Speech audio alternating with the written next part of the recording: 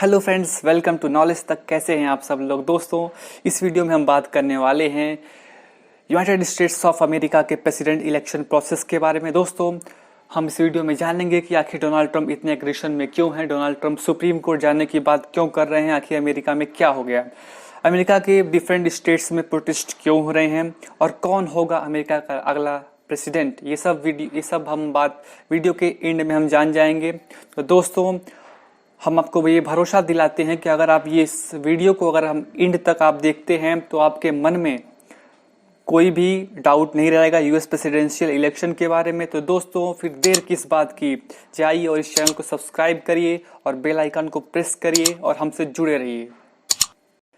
अब तक जिस टाइम मैं वीडियो रिकॉर्ड कर रहा हूँ, अब तक जो बिडेन जो कि डेमोक्रेटिक के कैंडिडेट हैं उनको 264 इलेक्टोरल वोट्स मिले हैं, जबकि डोनाल्ड ट्रंप को 214 इलेक्टोरल वोट्स मिले हैं। किसी ने भी अभी तक मेजॉरिटी नहीं पाई है, लेकिन चांसेस काफ़ी हाई हैं कि जो बिडेन को मेजॉरिटी मिल जाए और वो हो सकते हैं यूएस के अगले प्रेसिडेंट। दोस्तों, यूएस में काफ़ी स्टेट्स के रिजल्ट आ गए हैं, लेकिन अभी कुछ स्विंग स्टेट्स हैं। जो स्विंग स्टेट्स का मतलब वो स्टेट्स होती हैं जहाँ पे दोनों कैंडिडेट्स के बीच काफ़ी टक्कर का मुकाबला होता है। वो स्टेट्स हैं Georgia, Nevada, North Carolina, Pennsylvania, Arizona, Florida.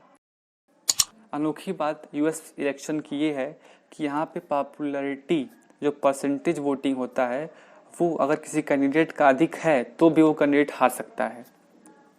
दोस्तों, आगे बताने से पहले मैं आपको यूएस इलेक्शन से जो बेसिक इंफॉर्मेशन है वो आपको दे देता हूँ। यूएस में हर 4 साल में प्रेसिडेंशियल इलेक्शन होते हैं और वहाँ पे मेन 2 पार्टीज़ हैं, पहला डेमोक्रेटिक पार्टीज़ और दूसरी रिपब्लिकन पार्टीज़। रिपब्लिकन पार्टीज़ को वहाँ पे ग्रैंड ओल्ड पार्टी भी कहा जाता है और प्रेजेंट में जो प्रेसिडेंट है डोनाल्ड ट्रंप वो रिपब्लिकन पार्टी से हैं और जो बिडेन जो कि कैंडिडेट हैं डेमोक्रेटिक पार्टी से वो 2 बार के वाइस प्रेसिडेंट रह चुके हैं। ओबामा के टेन्योर में भी ये वाइस प्रेसिडेंट रह चुके हैं। तो दोस्तों, आपके मन में ये डाउट होगा कि कैसे होता है यूएस के प्रेसिडेंट का चुनाव।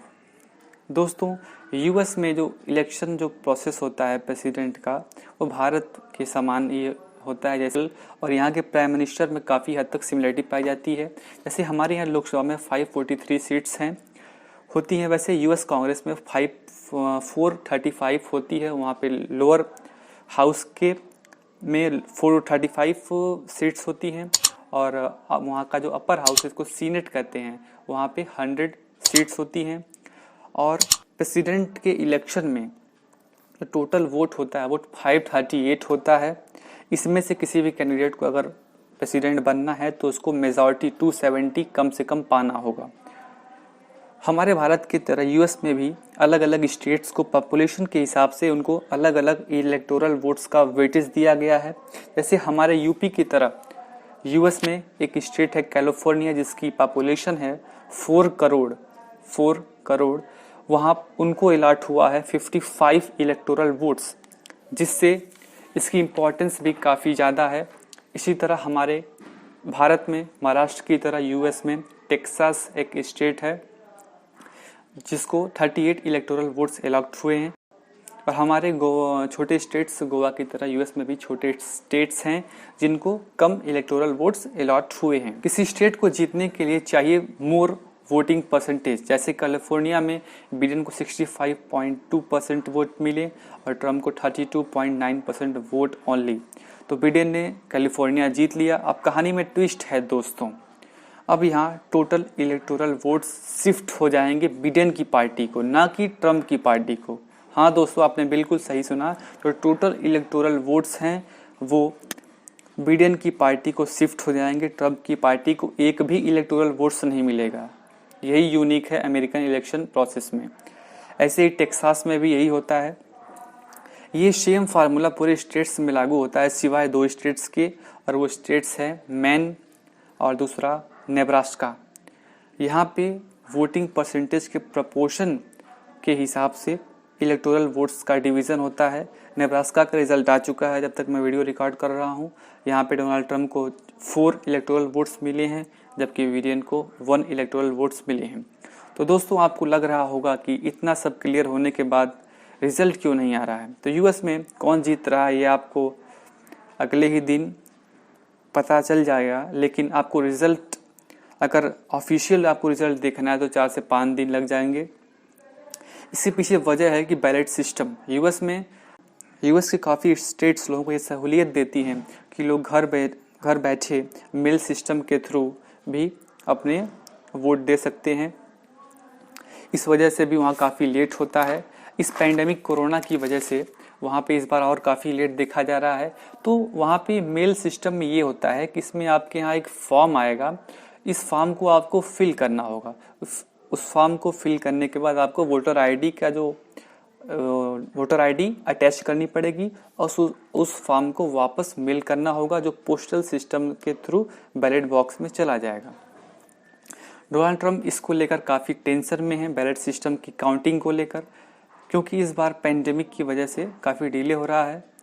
और यूएस में 2016 में बैलेट सिस्टम के थ्रू जो मेल करने वाले सिस्टम था, जो घर बैठे लोग वोट करते हैं, उसमें 2016 में 21% लोगों ने घर बैठकर वोट किया। और डोनाल्ड ट्रंप को पता चल गया है कि बैलेट सिस्टम में बिडेन को मेजॉरिटी मिल रही है। इस वजह से वो लगातार ट्वीट कर रहे हैं और सुप्रीम कोर्ट तक जाने की बात कर रहे हैं, जिससे बैलेट काउंट रुक जाए। डोनाल्ड ट्रंप के सुप्रीम कोर्ट में इतना भरोसा दिखाने का मेन रीज़न ये है कि रिसेंटली उन्होंने ही अपनी पसंद के जज को सुप्रीम कोर्ट में अपॉइंट किया है, जिससे उनको फेवर करने की उम्मीद है। तो दोस्तों, अब तक तो आपके मन में काफ़ी जो डाउट थे उनकी क्लैरिटी आपको मिल गई होगी, और आप भी अब तक जान गए होंगे कि कौन होने वाला है अगला यूएस प्रेसिडेंट। आई होप आपके सभी डाउट्स क्लियर हो गए होंगे। अगर फिर भी आपके कोई डाउट हैं तो आप कोई हेजिटेट मत होइए, आप प्लीज़ कमेंट करिए इनबॉक्स में। हम आप कोशिश करेंगे आपको जल्द से जल्द रिप्लाई देने की। तो दोस्तों, एक और रिक्वेस्ट है आपसे हम एक क्वेश्चन पूछना चाहते हैं कि डेमोक्रेट्स की वाइस प्रेसिडेंट कैंडिडेट कौन है। एक हिंट हम आपको देते हैं, वो इंडियन ओरिजिन की लेडी हैं, और सभी इसका आंसर कमेंट बॉक्स में आप लोग बताइए कौन है vice president candidate democratic party. दोस्तों, thanks for watching. God bless you all. जय हिंद।